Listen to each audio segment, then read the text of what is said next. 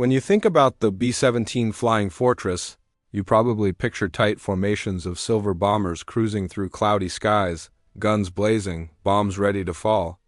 But behind every iconic image of the Flying Fortress was a story of missions so daring, so critical, that they didn't just inflict damage. They changed the course of World War II. Some of the most pivotal raids didn't happen on the front lines, but deep inside the heart of Nazi Germany, where the factories and refineries powered Hitler's war machine. And that's where the B-17 truly proved its value. Take, for example, the raids on Schweinfurt, the industrial hub responsible for producing ball bearings, a seemingly mundane component that was actually the lifeblood of tanks, aircraft, and artillery. Without those precise, high-quality bearings, the entire German mechanized army risked grinding to a halt. The Allies recognized this early on. If they could disrupt Schweinfurt, they could cripple the machinery of war from within. But hitting it wasn't easy. The city was deep inside enemy territory, protected by dense flak batteries and the Luftwaffe's elite fighter units. B-17 crews knew the stakes. These weren't simple bombing runs. They were perilous journeys through skies teeming with danger.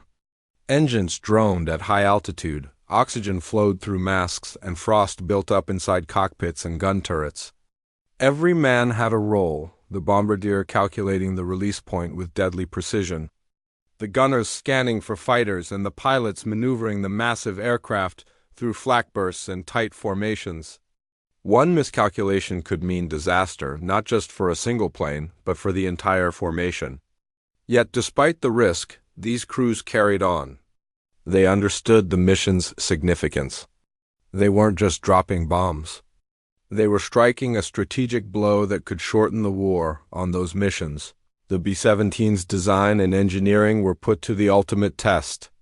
Its redundant control systems and self-sealing fuel tanks weren't just features on paper. They saved lives in the thick of combat. Planes returned with flak holes riddled across wings and fuselage, engines damaged, yet crews managed to navigate back to England. Each aircraft that made it home intact reinforced the myth of the Flying Fortress, but the truth was far more complex. Survival wasn't guaranteed, and for every plane that returned, others were lost to flak, fighters, or mechanical failure. What made these missions even more significant wasn't just the destruction of the target itself, but the ripple effect they caused across the German war effort. Factories hit by precise bombing had to halt production, workers were displaced, and repairs consumed valuable time and resources. Critical ball bearing production slowed, affecting tank assembly lines, aircraft repairs, and even artillery manufacturing. The enemy was forced to divert men and machines to replace lost infrastructure and protect remaining facilities, effectively weakening their ability to fight on multiple fronts. Every successful raid demonstrated how a single strategic target could have cascading consequences, illustrating the power of coordinated air attacks, but the danger wasn't only mechanical or enemy fire. Psychological pressure weighed heavily on crews. Flying into heavily defended airspace day after day demanded extraordinary courage. Young men, many barely out of high school, had to operate under extreme conditions, often witnessing the destruction of neighboring bombers mid-air. The loss of friends, combined with the constant hum of engines, the shattering of flak, and the sudden appearance of enemy fighters, created an atmosphere of relentless tension. And yet, the B-17 crews pressed on because they knew that every mission, every successful bombing, contributed to a larger Allied strategy. They were part of a system that went beyond individual survival. They were directly shaping the trajectory of the war. The strategic value of these missions was magnified by coordination with other elements of the Allied air campaign. Intelligence officers calculated the most critical targets. Weather reports dictated timing, and fighter escorts began accompanying formations on longer runs to reduce losses. The B-17s were the spearhead, striking at the very engines of the German war machine, while the larger air strategy ensured that the attacks were sustainable and effective. Each successful Schweinfurt raid, each oil refinery hit, wasn't just a tactical win, it was a blow to the enemy's capacity to wage war, and a critical step toward eventual Allied dominance. It's also worth noting that the Missions revealed the resilience not only of the aircraft but of the crews. Many planes returned with extensive damage, and yet the same crews flew again. Repairs were made quickly, lessons were learned and shared, and the bombing campaign adapted constantly. The Flying Fortress became a symbol not merely of destruction, but of endurance and determination. Its legend wasn't built on invincibility, it was built on repeated courage in the face of staggering odds. Ultimately, the pivotal B-17 missions to cities like Schweinfurt, critical refineries, and industrial centers did more than destroy equipment. They reshaped the battlefield by straining German resources, weakening morale, and demonstrating that the Allies could reach anywhere in the Reich's industrial heart. Each raid was a calculated risk, a test of endurance, and a crucial part of a strategy that would eventually tilt the balance of the war. These missions proved that air power, when applied strategically and executed with skill and bravery, could be a decisive force, and they cemented the B-17 Flying Fortress as one of World War II's most consequential aircraft. By the time the war reached its final years, it was clear that the B-17 had done more than survive. It had changed the way wars were fought. The missions that seemed like daring leaps into danger were actually carefully orchestrated strikes that directly impacted Hitler's ability to continue fighting. And that's why these raids remain some of the most important, yet often overlooked stories in the history of the Flying Fortress, while individual bombing missions like Schweinfurt demonstrated the raw power of the B-17 Flying Fortress. It was the cumulative effect of these operations that truly reshaped the war. The B-17 didn't just destroy factories, it transformed Allied air strategy, proving that precision, coordination, and persistence could dictate the course of a global conflict. These missions weren't simply about hitting targets. They were about establishing a new way of waging war, one that combined technology, intelligence, and human determination into a single, unstoppable force. Early in the campaign, Allied planners experimented with mass formations of B-17s flying in tight combat boxes. The idea was straightforward: overlap defensive fire from multiple bombers to repel enemy fighters. But the reality of daylight bombing over heavily defended German cities revealed that theory alone wasn't enough. Flak bursts tore through aircraft, fighters exploited blind spots, and inexperienced crews struggled to maintain formation under extreme stress. The losses were high, sometimes devastating, but each mission provided lessons that shaped a broader strategy. Pilots learned to anticipate flak patterns, gunners refined their firing coordination, and navigators perfected routes that balanced speed and safety. Every sortie contributed to a growing body of knowledge, gradually turning the B-17 campaign into a precise, methodical offensive rather than a series of desperate strikes. The real game-changer came with the integration of long-range fighter escorts, particularly the P-51 Mustang.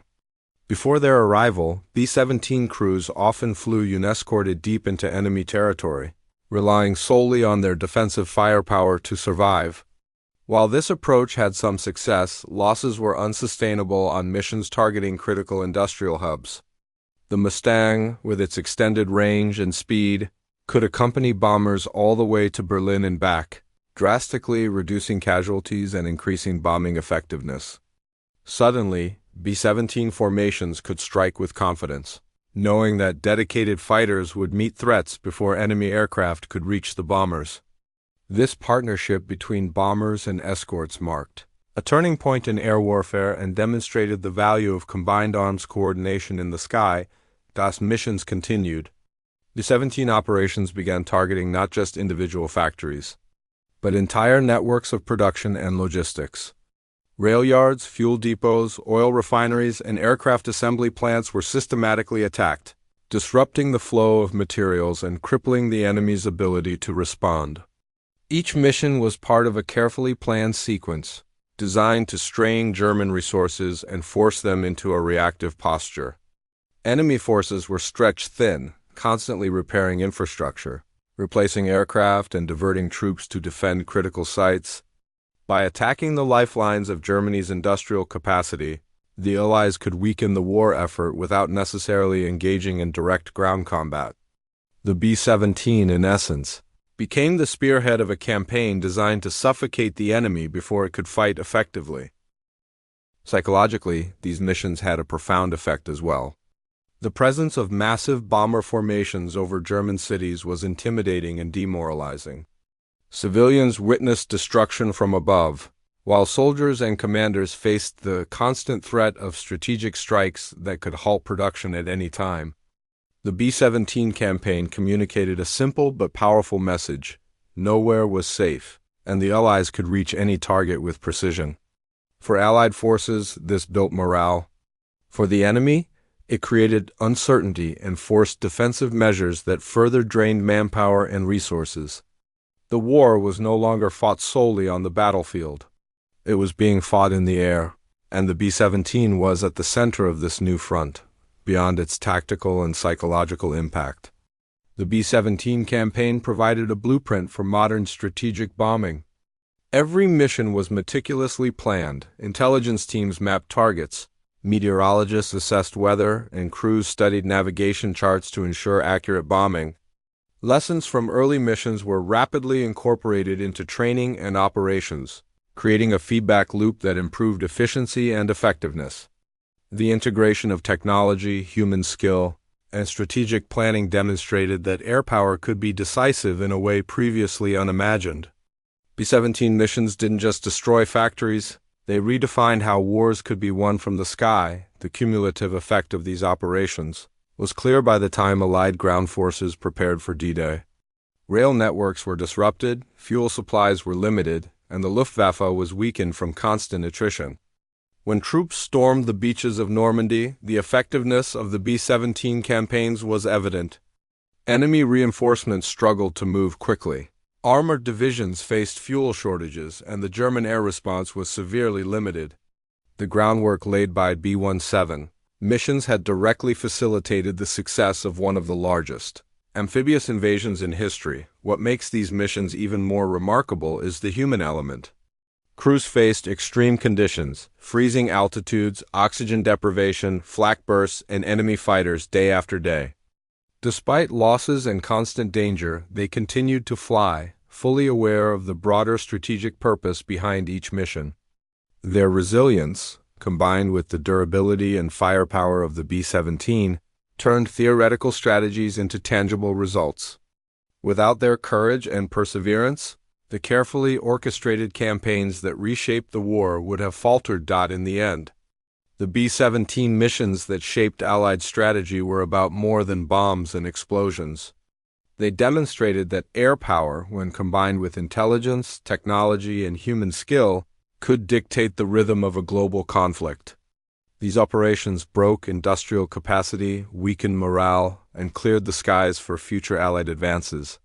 The Flying Fortress didn't just fly. It carried the weight of strategy, turning carefully calculated missions into pivotal moments that changed the course of World War II. By understanding the lessons, risks, and outcomes of these missions, it becomes clear why the B-17 Flying Fortress remains not just an iconic aircraft, but a symbol of strategic ingenuity and human bravery that helped define the modern concept of aerial warfare.